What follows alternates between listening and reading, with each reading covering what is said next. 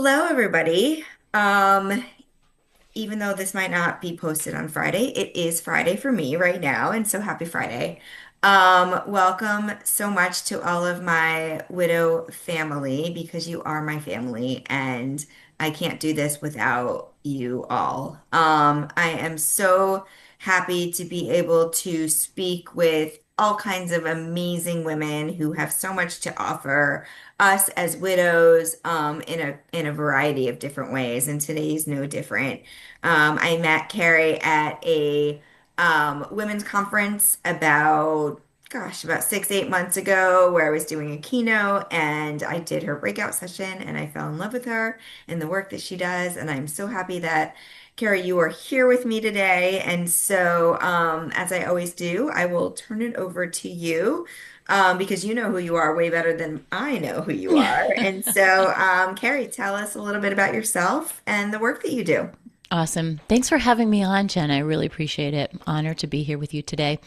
Um, and so, as you can see from my title, my clients have dubbed me the Professor of Happiness and Joy.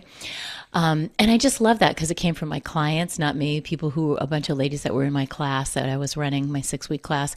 I'm a transformational speaker, but I'm also an edutainer because I'm a singer songwriter. So when I get on stages, I didn't at that women's conference because it wasn't really the format, but I bring my guitar and I really I'm all about the storytelling, right? I'm a story strategist.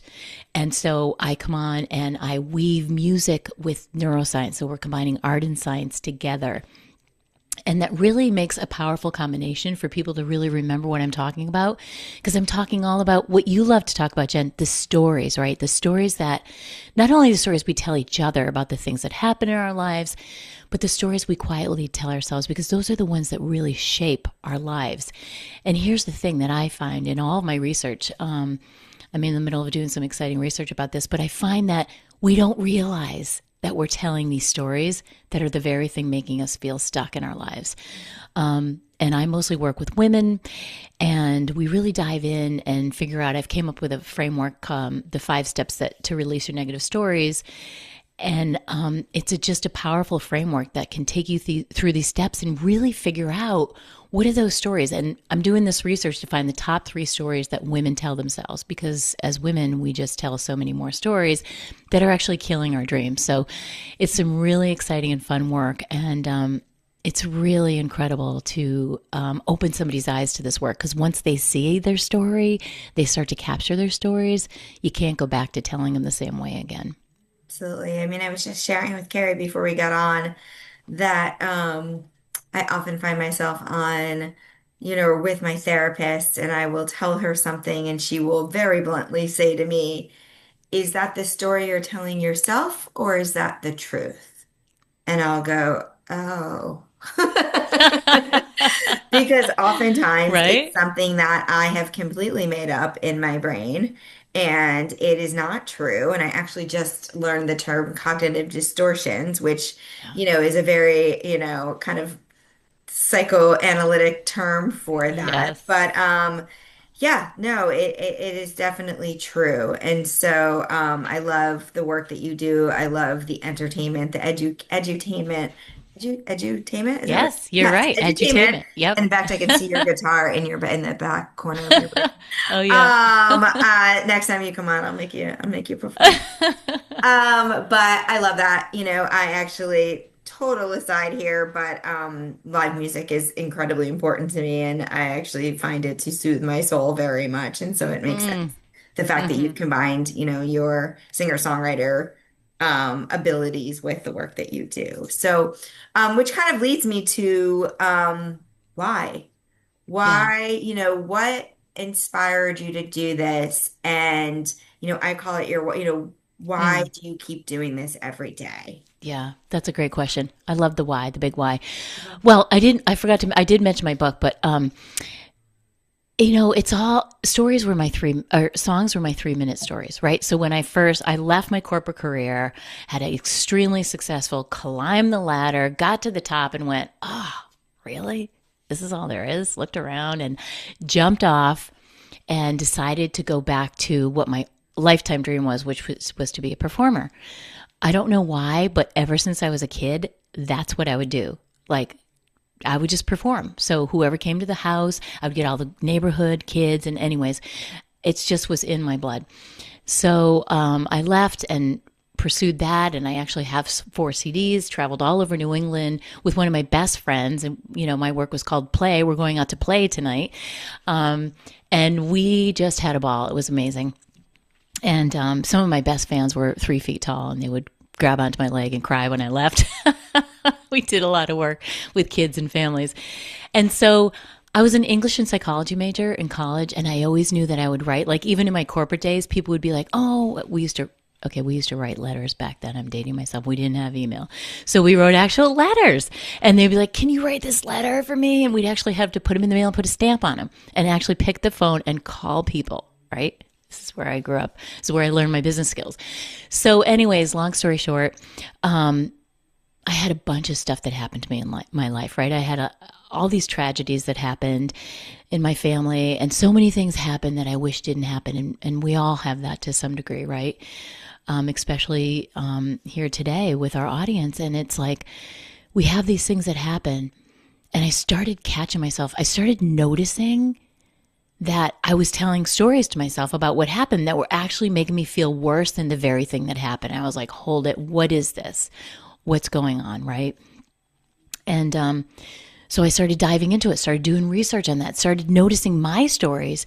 And then I started noticing other people's stories, right? Like you can think of someone right now if I say, who's the person in your life that like always tells the same story? Like, it's like, oh my God, it's like stuck on repeat. It's like, oh, and then you look at their life.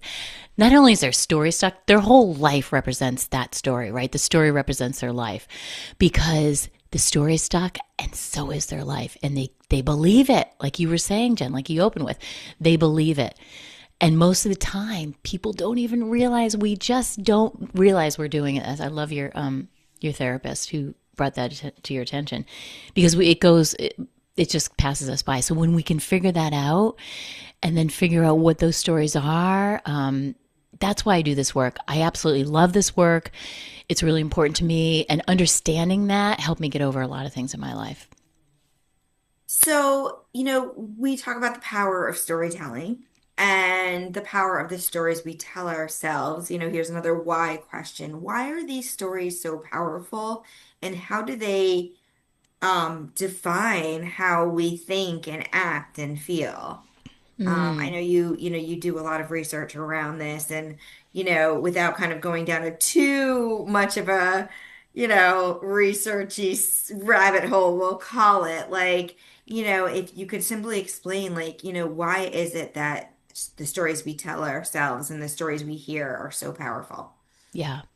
Well, they're so powerful because they really are there's a couple things going on here.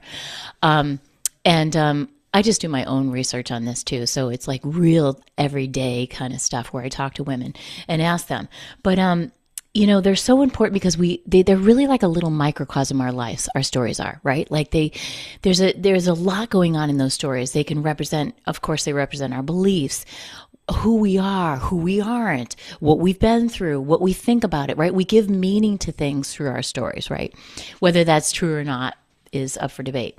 So they're so important because we don't even know. It's also like a statement to the universe, right? So when we never stop and ask ourselves, oh, that story that I'm saying to myself, maybe you've got something in there that's really old, because most of our stories, our deeply embedded stories, have been in there since before we were 7 years old. So they're in there and they are driving the show. They're running the show, right? But we created them when we were 7. I wouldn't let a 7-year-old drive my car, but yet this 7-year-old story is driving my life, right?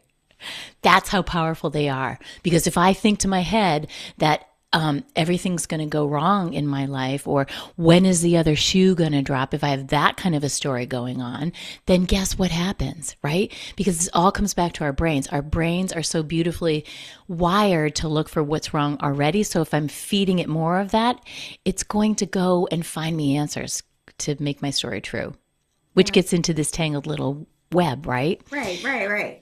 So, but that's why they're so important, because they're like, they run everything. They're running the show behind the scenes. And we have to stop and say, wait, do I like that story? Is that a loving story to me? Is that story giving me what I want? What do I really want is really a better question to ask. Right. What do I really want? And how do these sometimes, we get stuck because we're telling this story over and over again, and it's, sometimes so profound that it's not allowing us to move forward in our lives. Or Oh, it's yeah. not, I've been using this term a lot in a behavioral sense where I think about some of the things that I did behaviorally, um, everybody obviously knows my story that's listening to that and knows that I lost my husband 2 years ago or almost 2 years ago. And I think about some of the behaviors that I did before he died and now, and they just don't suit me anymore. And so I use that like, what's suiting us, what suited us before and Hmm. after. And I imagine stories are a little bit like that too, in that like, you know, the stories were maybe like important or good for us at a certain point, but now we're telling them so much that we're stuck and we Hmm. can't move Yeah. forward. And so Yeah. I'm just curious of your Yeah. kind of perspective of how do we get unstuck? Yeah. Well, that's a great question. Um, I'm going to tell this little story because it's so relatable, right? About my own experience. Okay. So we have a lot of these stories that are like the why story, but not a good why, like we were talking about, like the why. Why did this happen? Why me, God? Right? Like all these kind of stories. And I would also wrap term those with the shoulda, woulda, coulda stories, which are very difficult stories. And we get stuck in these stories, right? Like, and so I was thinking a lot about this. I wrote about this in my book. And after my dad died, it was tragic. He was young, and so many things to it. And excuse me, was home. They lived in LA. I was here in Mass, and I had two little kids at home, two babies. And after everything happened, I came back home, and I was so stuck, and I could not wrap my mind around that why story. Why did it happen? Why did it happen like that? And then your mind starts trying to figure it out because here's the thing, whatever you ask the brain, it's going to give you an answer to. Oh, So that's I keep asking, right? I keep asking, but it's a circular question. There is no answer. But it's very common to do this after you lose somebody, right? You go through all the details and you think, oh, if only this happened, or what if this happened, or if I didn't, or all those stories, right, that just get glomped together and keep us so stuck in that loop. It's a loop of anxiety, isn't it? Because it goes on and there's no ending. And I didn't realize it at the time, but I was searching for an answer that absolutely did not exist. But yet the universe and whatever, my mind was trying to keep finding an answer for me. What about this, Carrie? What about that, right? So I noticed the pattern and I thought to myself at one point, I was like, this is exactly what my brain did back when I lost a friend years ago, my first year in college, right? I lost my best friend. And I remembered the same thing. So I started thinking to myself, oh my gosh, I'm stuck in this loop. And then I heard this quote. It was an Oprah quote. It was something she picked up from her therapist, and it changed everything for me. I'm going to share it with you.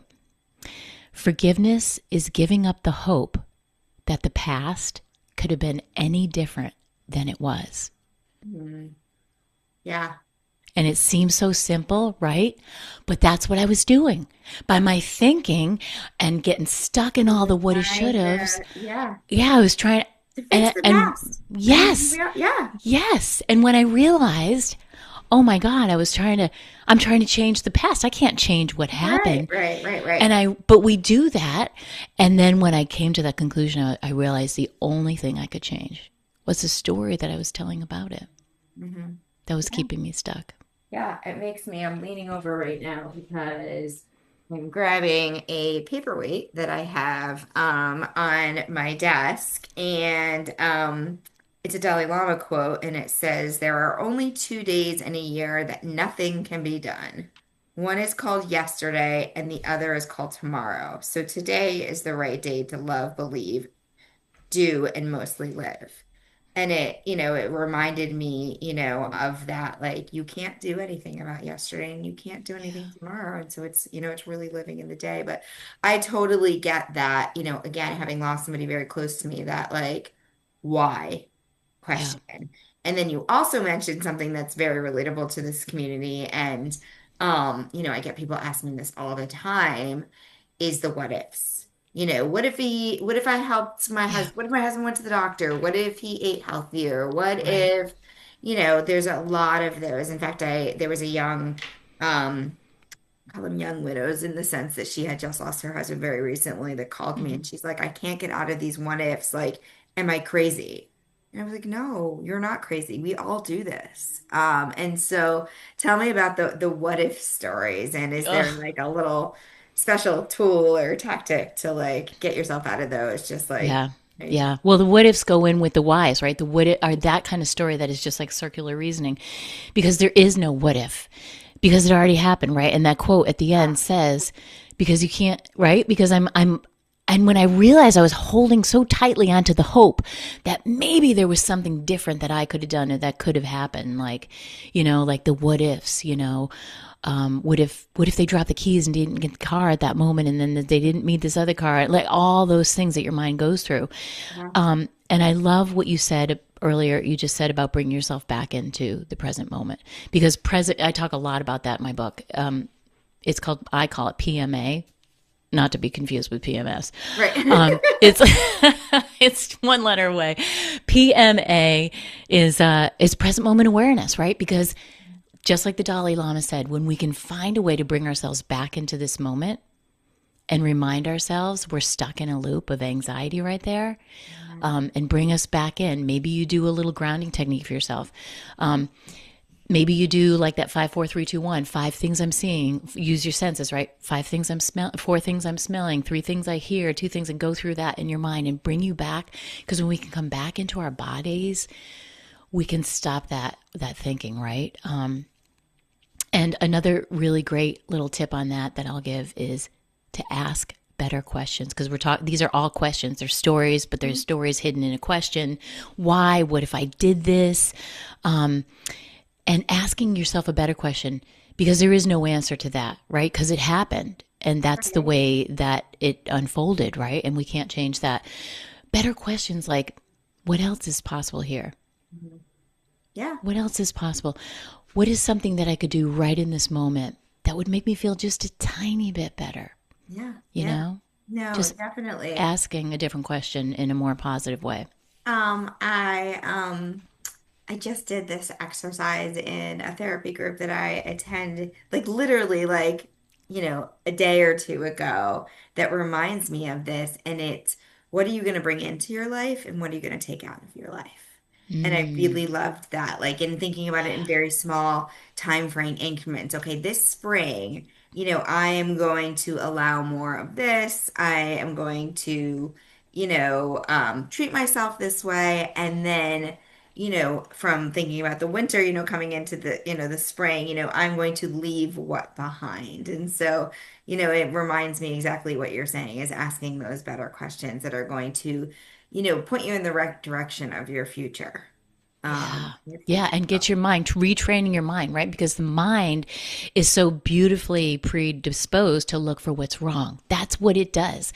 And that's I why hate that. I hate right? that, I hate right? that too. We all hate it. But like knowing that, and I like normalizing that for clients, just like the client that called you. Am I crazy? No, we all do that. Our brains are looking for what's wrong. So that's why my podcast is called Look for the Good.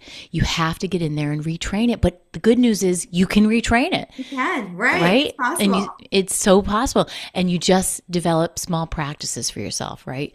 Small practices of, hey, when you catch yourself, ooh, I'm seeing all the things that are wrong here right now. Let me shift it because let me focus on what's right because we get in life not what we want. We get what we Yeah. focus on, right? We don't get the life we want. We get the life we're focused on. So think about those, again, people that we know that are always focused on the negative. Right. And what do they get more of, right? Because really you're sending that out to the universe. This is what I like. This is what I want more of, whether you know it or not. Right, right. So what are and I know this wasn't our list on pre-written questions, so I don't want That's to put you on the okay. spot, but You could do you anything. actually mentioned it earlier on our and maybe we've touched on these, the whys, the what ifs, but are there other common stories we tell ourselves? Like, are there things that you when you talk to, the people, your clients and the people that you work with, like what are some of the more common stories that you hear? Well, I'd say for women, they have to do with resources, Huh. right? Like, so it's like there's not enough I don't have enough time. I don't have enough money. Oh, I'm not smart enough to do that. Or, fill in the blank with the resource. A lot of them tend to be resource related. I'm too young. I'm too old, right? Like all those kind of Right, right. stories I'm not really pop up. experienced enough. I'm not, yeah. Exactly. You don't have fill in the blank. But the interesting thing is we have way more than we think we do. Okay, women just that's our state of mind. Men just somehow are able to embrace everything that they have and really make that shine. But women, we're much more like, oh, does this dress really look good? That's just how we're designed. And then the other woman's like, oh my God, you look great in that. Oh, I love that color on you, right? Like we're always doing that, right? That's how we relate. And men are just different. But so we underestimate what Mm, we have to offer, yeah. right? We forget. And I like having clients put a little list together, like, their badass list. Oh, here's all the things I have done, right? Like, get that on a piece of paper somewhere so you can go back. I call it a feel good folder. Go back and pull it out and look at it. Put in emails that people have, complimented what you've done, because we all have those moments where we need a little reminder.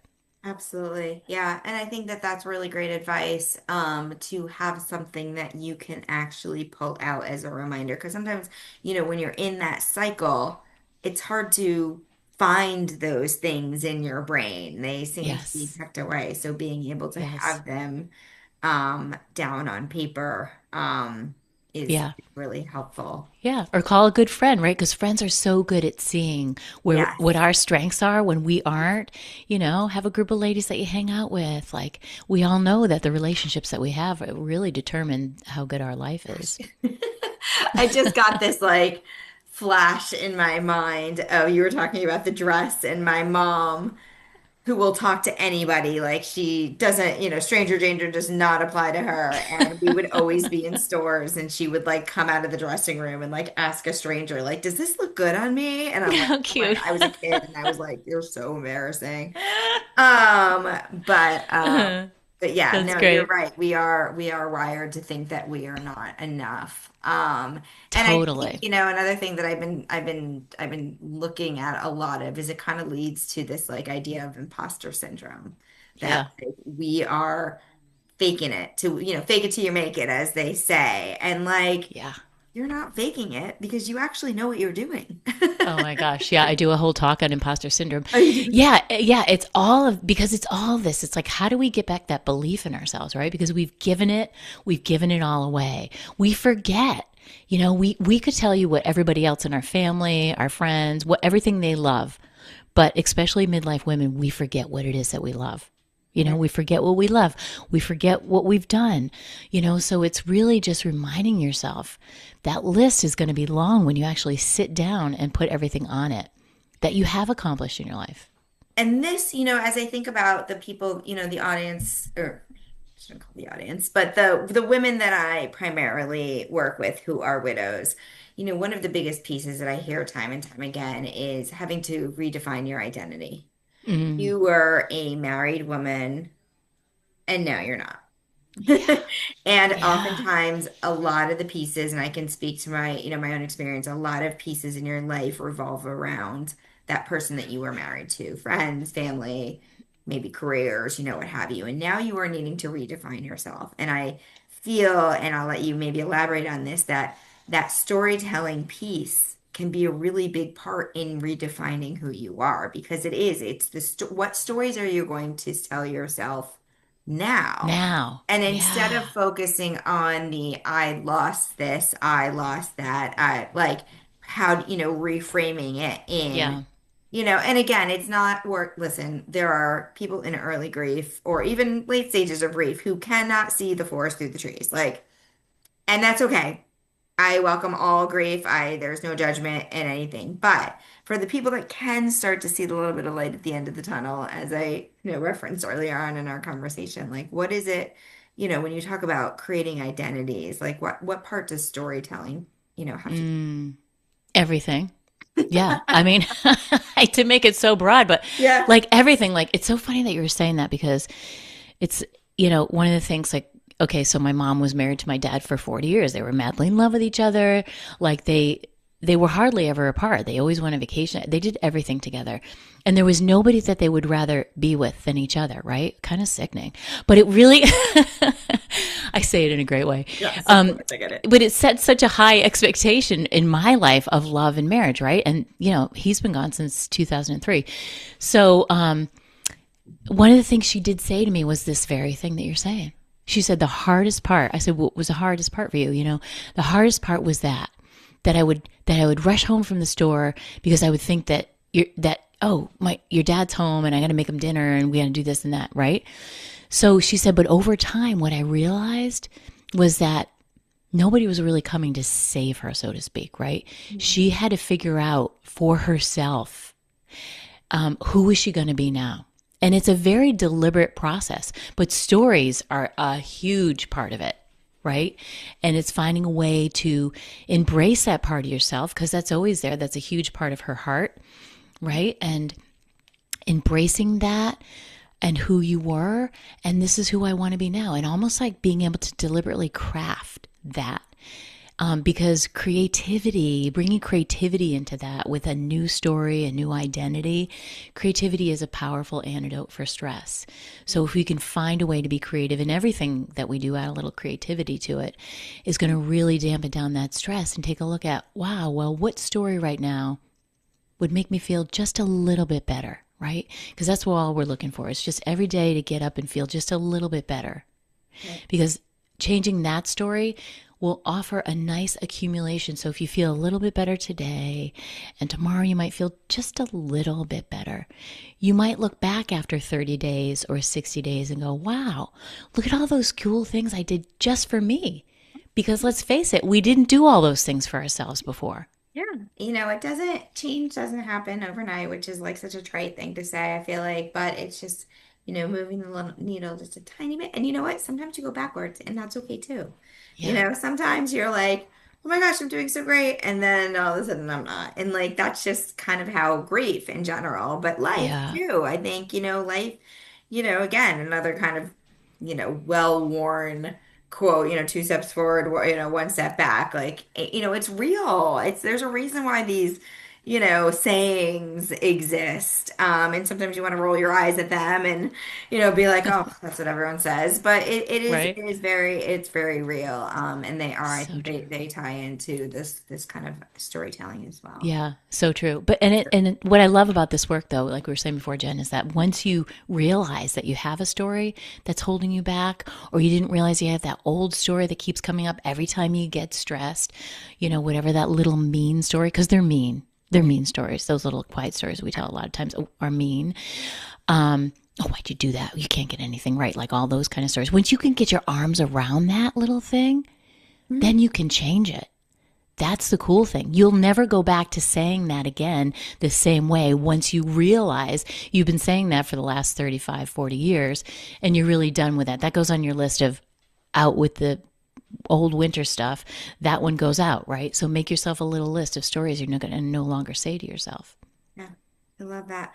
Well, thank you so much. I mean, the wisdom you have, and again, I consider myself a storyteller, and just you know, but different, a storyteller in the sense that I always tell my story openly and widely because I do believe that there's always one person that's listening that feels less alone when I do. But to think of like the internal stories is a whole different kind of thought process. And, I feel like I've learned a lot during this, and I hope you have too. And so tell us how you're helping people in this moment. I know you mentioned your book and some classes, and so tell us more specifically about Yeah, what's going sure. on. Well, right now I'm on April, I don't know when you're airing this, but April 15th through the 17th, I'm doing this really cool thing called the Story Detox. It's all about, it's not you, it's your story, right? Which really kind of calms us down and makes us feel a little bit better. But it's all about what if the reason you feel stuck is the story you don't even know, you don't even realize that you're telling. So it's going to be really fun. It's 3 days at lunchtime. It's a lunchtime reset, I call it, from 12 to 1, live on Zoom. And I love helping women find the stories. I love helping them find that story, right? That one story that's keeping you stuck. So it's going to be really fun. And yeah, you can go to my website, carrierowan.com, CarrieRowan.com, /story detox, and get all the scoop on that. And plus, I love speaking on stages, Jen. So me and my guitar. You and your guitar. I know. I know. I hope that, we were sneak peek, thinking of doing this event, in the fall, and maybe we'll have Carrie perform. Ooh, I That'd would be love so to. fun. That was so fun. Well, thank you so much. And I know that you can find all kinds of other stuff on your website too. I am actually going to send out what we call a broadcast within Hope Hub that will have all of this information as well. And so just thank you. You have been such an inspiration for me since I first met you. And I know, you allowed me to appear on your podcast. And just every time we talk, you're always giving me little tidbits of insights and information, whether it's about business or life or health or what have you. So you're a beautiful person, and I'm so happy to know you. Aw, right back at you, And Jen. thank you so much for joining me. And again, please go visit carrierowan.com and see all the things that she has going on. And I encourage you to take part in anything and everything that you can when it has to do with Carrie. So thank you again, and Aw. have a beautiful day. Is there any last things that we want to throw out there? Did I miss I anything? just want to say thank you so much for having me Okay. on. Right back at you, Jen. I love the work you're doing. Your story is incredible. I fell in love with you and your story. And then, of course, with your parents sitting in the audience the first time I met you. So thank you so much. Yes, thank you. We'll talk to you soon. Take care.